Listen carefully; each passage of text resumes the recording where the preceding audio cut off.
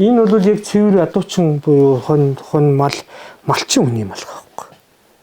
Яг нэг хэлэхэд малчин үнийг энэ малгай маань өөрөө ингээд өмсгөхөд гоё ганган энгийн харагдах үедээ гоё ганган байгаа ч гэсэн одоо ингээд эргээд одоо эн чин лооц малгайг чинь ингээд хажуултаад өмсч ингээд өмсч чинь те шуурга цастай үед чинь ингээд өмсөх зорилттой байхгүй. Ямар энийг ингээд өмссөн байхад бол ямар ч хүн бүр ямар ч шуурганаар хацар нүрээ хөлдөөхгүй юм юутай байхгүй. Тэгээ эн чинь ингээд өсснээр ингээд нугараад ингээд юудам байх гэх ямар ч тийм дааруулахгүй тийм байхгүй.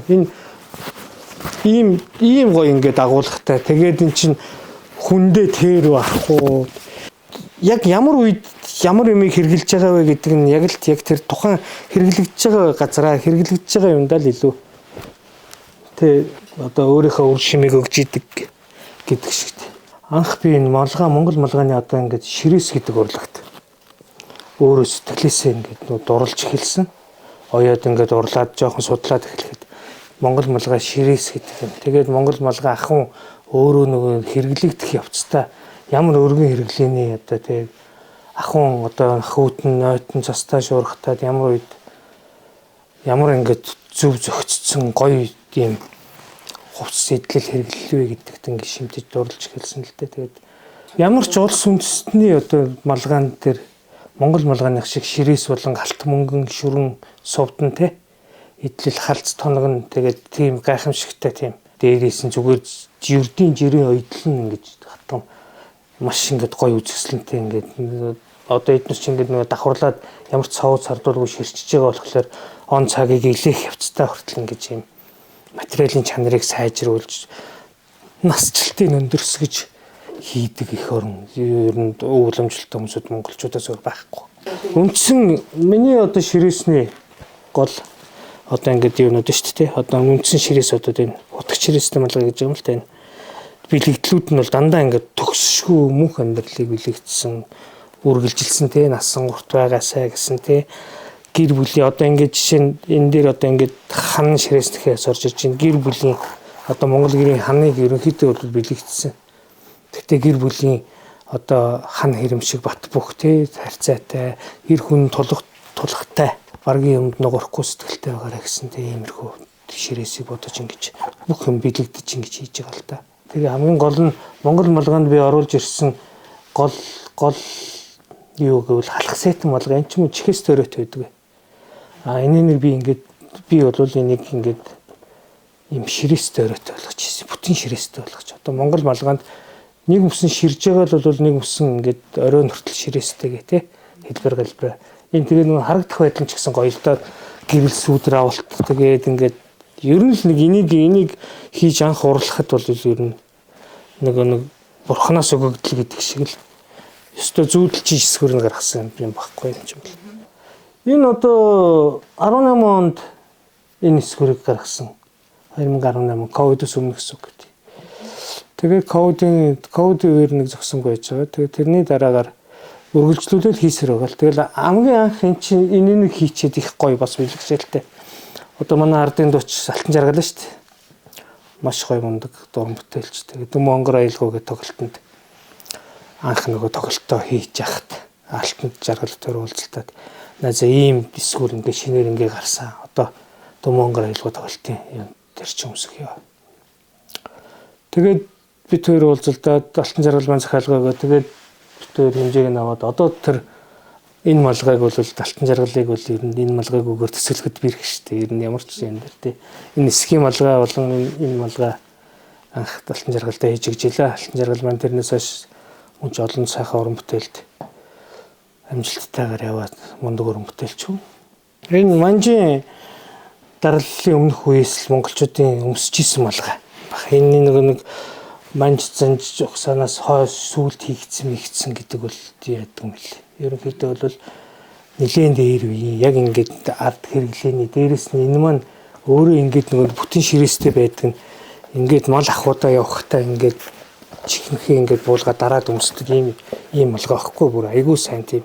Тэгээд тэгсэн хэрний харагдах байдал нь бас их гоё. Ингээд гоё харагддаг. Монголчуудын ер нь хэнцэр мундаг тийм хувцсны өндөр соёлтой гэдгийг л ингээл юм болгон дээр ингээд цохолцоод харагдаад байдаг байхгүй. хүн гэдэг юм чинь бас ингээд өмслөө. Зарим үедээ бас халууцнаатай бас.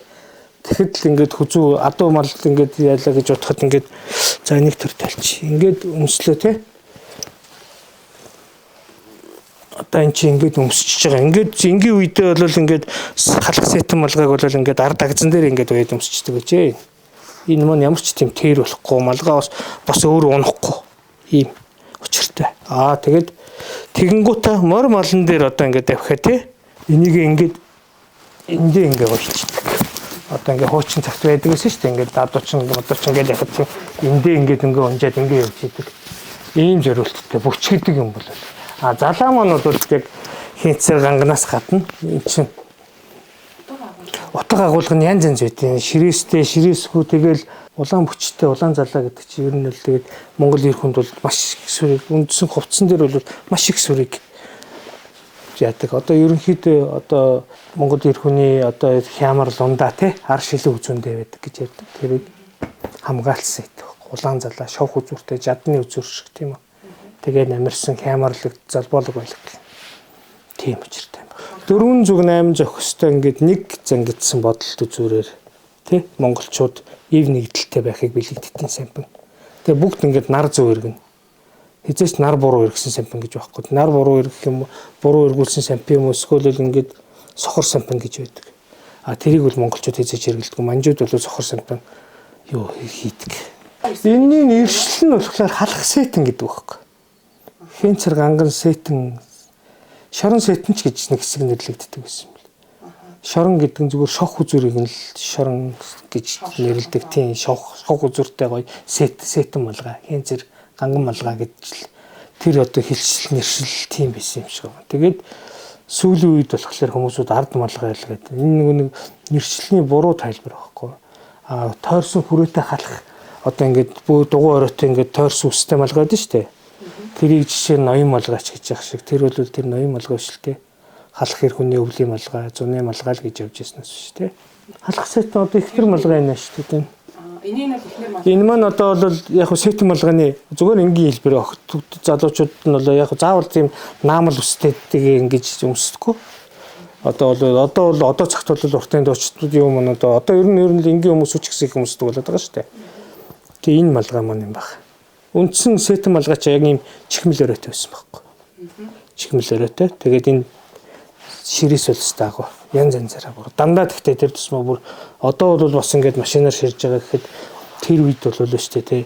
Ерөөс цэвэр гараар дан гараар ширэгддэг. Тэгээ одоо энэ ард малгайнаас гадна тэр юу малгай, хураг малгайнууд байна. Бас одоо тойрс өрөөтэй бас юм тетнусын ширээс мөрөөс тэр оройны хэмээ бол гайхамшигт. Эсгийн малгай бол гайхамшигчтэй. Монголчууд эсгий гэдэг юм чи монголчуудаас бүр ингээд хизээч салж байгааг өвтөгдөг байхгүй. Гэр орон тэгэл те хувцс хунар гутал тэгэл гудас те бүх юм эсгий ярддаг байхгүй. Тэгэхээр монгол малгайнд бол монгол малгайны эсгий гэдэг. Эсгий гэхэлэр одоо ингээд боловсруулалт нь одоо жишээ нь одоо сүүлийн үед ингээд маш гоё болцсон л та. Бүр ингээд бүр амар гоё ингээд кашмирын болгоо, нингэн болгоод гоё боловсруулалттай хийгдэж болдог. Тэгтэл эсгийн малгайг 100 өмсгөхөд хүмүүсүүд халууцдаг гэж боддог бол үгүй шүү дээ. Хэзээ ч халууцахгүй. Яг л сарвчтай малгай өмсөд явж байгаатай адилхан байхгүй. Тэдий ч нэгээрээ дулаанаа өөртөө шингээсэн ч гэсэн дотгошоогоо ингэж хөлөрч цогтдгоо. Агаартай амьсгалж идэг амьд органик бүтээгдэхүүн болгол. Тэгэл ерөнхийдөө бол миний яснаар бол яг энэ эсгийн малгайч яг ингээл дөрвөн талтайгаар хийгдэжсэн. Хошмог гэж юм бас байгаа ингээд малгайн дээр хошмог гэдэг маань одоо энэ одоо ингээд харахад гэр шиг хэрнээ ингээд Монгол гэрийнхэн бүслүүр шиг бас бэлэгдэж байгаа шүү дээ. Ингээд бүслүүр байдаг. Тэг ингээд харахад бол ер нь гэртэйгээ маш тийм ойролцоо төстэй.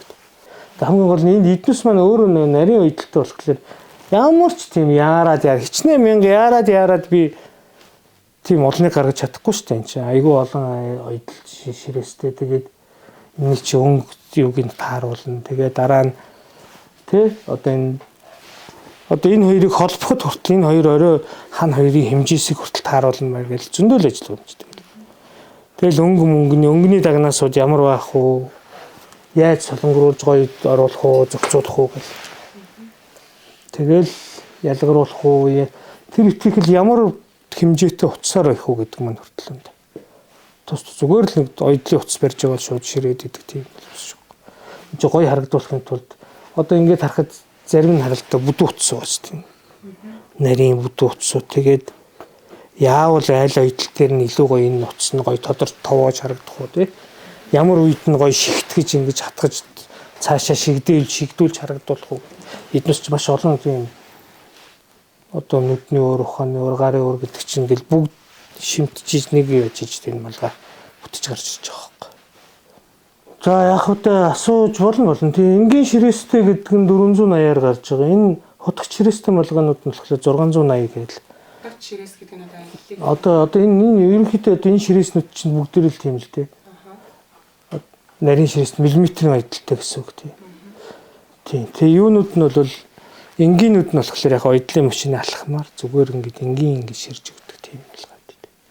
Эзэн нь мөн хідэн хэврэг байх болтугай гэж дээл баяхтай шиг ингээд ер нь ямар ч үйлчлэн ер нь л тэгэл бодно. Тэгтэл энэ одоо жишээ нь одоо ингээд хүн одоо бүх хүн байлаа гэж бодоход малгайг нь урлахтаа заа сайхан залааных нь уртын бүх малгайных нь уртаар ч юм уу тий.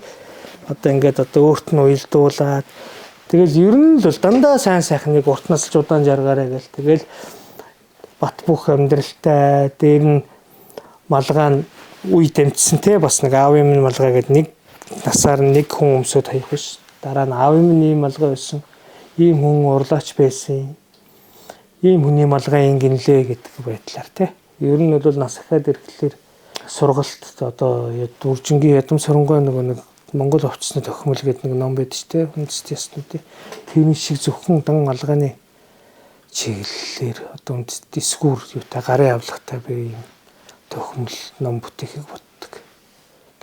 Хожим нь бол тэр маань нэг би олон хүнд сургаж амжаагүй ч гэсэн амжихгүй байлаа гэж бодоход дараагийн гарын авлага нь энэ малгай ямар хэмжээстэй байх вэ, ямар эсгүүртэй байх вэ тийм ямар ширээстэй, ямар бэлэгдэлтэй байх вэ гэдгээр нь бүгдийг ингээд гарын авлагаар болгож тийм ном тохимол болгож өрөөгддөг үлдэж байгаа хойч үйдүүлдэг их боддог.